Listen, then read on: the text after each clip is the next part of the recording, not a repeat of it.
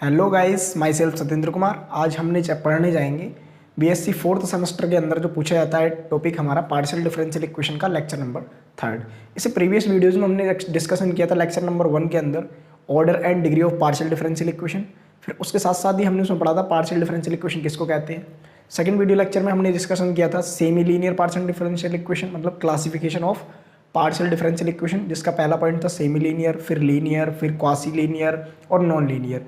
ये 4 पॉइंट्स हमने डिस्कशन किए थे इससे पिछली वीडियो में। अगर आपने वो वीडियो लेक्चर नहीं देखे हैं तो यहाँ पर जाकर आई बटन में देख सकते हैं और देन इस लेक्चर को पढ़ेंगे तो आपको काफ़ी ज़्यादा आनंद आएगा। तो आज का हमारा वीडियो लेक्चर होने जाएगा पार्शियल डिफरेंशियल इक्वेशन के अंदर formation of partial differential equation.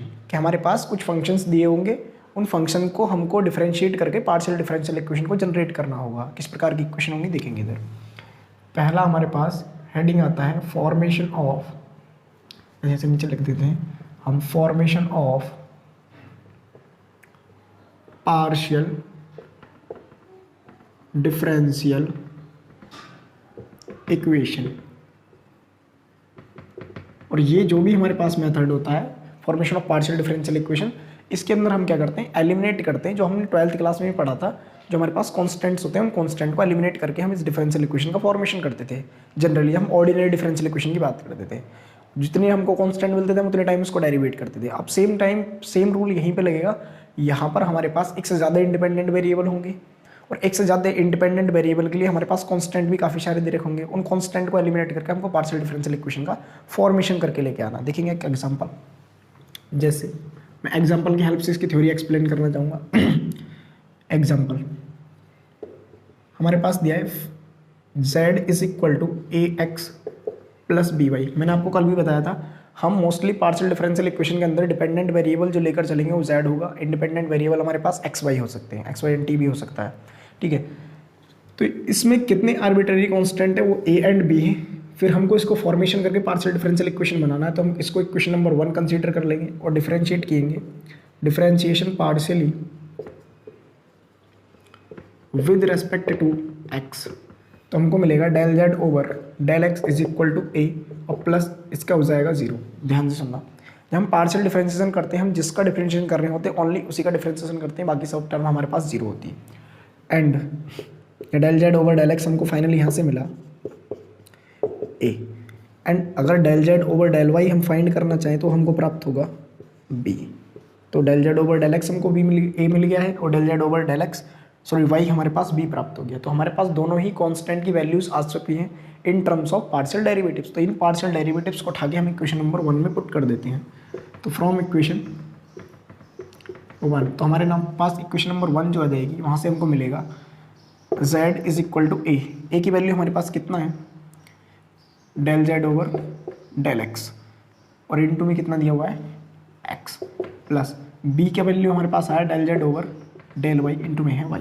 हमने पढ़ा था जो पार्शियल डेरिवेटिव्स थे उनके कुछ notations, del z over del x and q is equal to होता है del z over del y. So हमारे पास फाइनल इक्वेशन बनेगी z इज इक्वल टू, इसकी वैल्यू p रख देंगे तो px और प्लस में qy। तो ये हमारे पास फाइनल पार्शियल डिफरेंशियल इक्वेशन प्राप्त हो गई, जो कि first order partial differential equation. तो आप नोट कर लेंगे पहले इसको। एक और एग्जांपल लेते हैं हम। इस एग्जांपल में देखो हमारे पास a एंड b फिर से कांस्टेंट दिए हुए हैं, z बराबर ax प्लस बी वाई हमारे पास और प्लस a b इक्वेशन दी हुई है। इस इक्वेशन को डिफरेंशिएट करके हमको एलिमिनेट करना a एंड b को। तो मैं पार्शियली डिफरेंशिएशन फिर से कर देता हूँ इसको इक्वेशन नंबर 1 कंसीडर करके कि differentiation partially 1 with respect to x। तो यहाँ से हमको del z over del x प्राप्त होगा a और ये हो जाएगा 0, ये भी 0, तो हमको del z over del x की फाइनली वैल्यू कितनी मिल जाएगी a। And del z over del y हमको कितना प्राप्त हो जाएगा b। ये a एंड b की वैल्यू उठा के हम इक्वेशन नंबर 1 में पुट कर देंगे, हमको फाइनली आंसर मिल जाएगा फ्रॉम इक्वेशन नंबर 1। तो 1 में जैसे हम इसको उठा के पुट करते हैं z इज इक्वल टू, इसकी वैल्यू को मैं यहाँ नॉर्मली p भी कह सकता हूँ, इसको मैं q भी कह सकता हूँ, क्योंकि हमने पार्शियल डेरिवेटिव x को मतलब x की रेस्पेक्ट वाले को बोला था p, y रेस्पेक्ट वाले को बोला था q।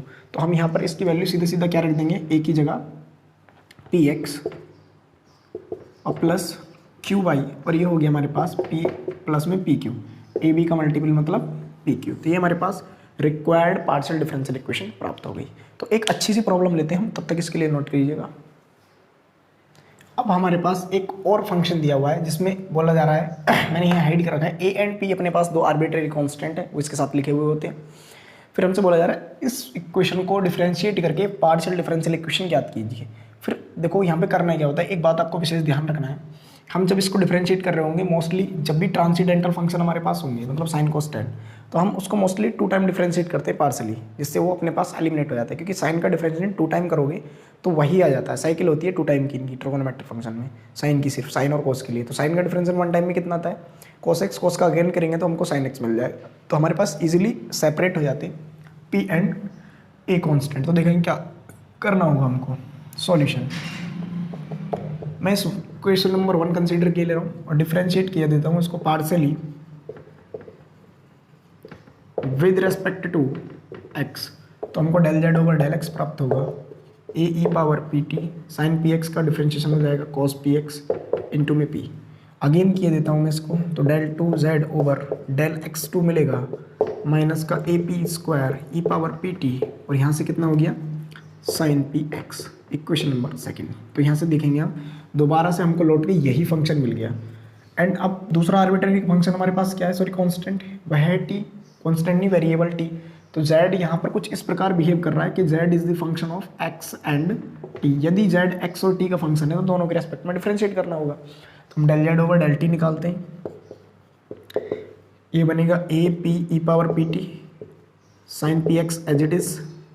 फिर del two z over del t two निकालते हैं, वह कितना मिलेगा a p square e power p t into sine p x as it is, sine p x, equation number 3। तो सेकंड और थर्ड से यदि देखा जाए तो ये a p square e power p t sine p x की जो वैल्यू है, यहाँ से del two z over del t t को उठाकर यहाँ पुट कर दें तो यहाँ से ए पी गायब हो जाएंगे। तो from equation number second and third को यूज़ किए लेते हैं, सेकंड एंड थर्ड। तो सेकंड और थर्ड को जैसे ही यूज़ किया तो del two z over del x two is equal to minus, इस माइनस को हाइड करने के बाद जो इसकी राइट साइड में वैल्यू है वही वैल्यू हमारे पास किसके डेरिवेटिव की 2 टाइम टी की रेस्पेक्ट वाले की। तो इसको क्या लिख देंगे हम, माइनस का del two z over del t two. तो अपने पास ये इक्वेशन प्राप्त हो जाएगी। तो यही क्या है, या और करके इसको तुम ऐसे लिख सकते हो, del two z over del x two plus del two z over del t two बराबर 0। यही हमारे पास होती है रिक्वायर्ड पार्शियल डिफरेंशियल इक्वेशन। तो आज आपने सीखा कि हमारे पास यदि कोई फंक्शन दे रखा है और उसमें आर्बिट्ररी कांस्टेंट दिए हुए हैं तो उन आर्बिट्ररी कांस्टेंट को एलिमिनेट करके कैसे पार्शियल डिफरेंशियल इक्वेशन का जनरेशन हम कर सकते हैं। इसे नेक्स्ट वीडियो में हम लेकर आएंगे जब हमारे पास आर्बिट्ररी फंक्शंस दिए होंगे, उन फंक्शंस को एलिमिनेट करके पार्शियल डिफरेंशियल इक्वेशन कैसे प्राप्त करेंगे। ठीक है, तो तब तक के लिए बने रहिए, बाय, टेक केयर।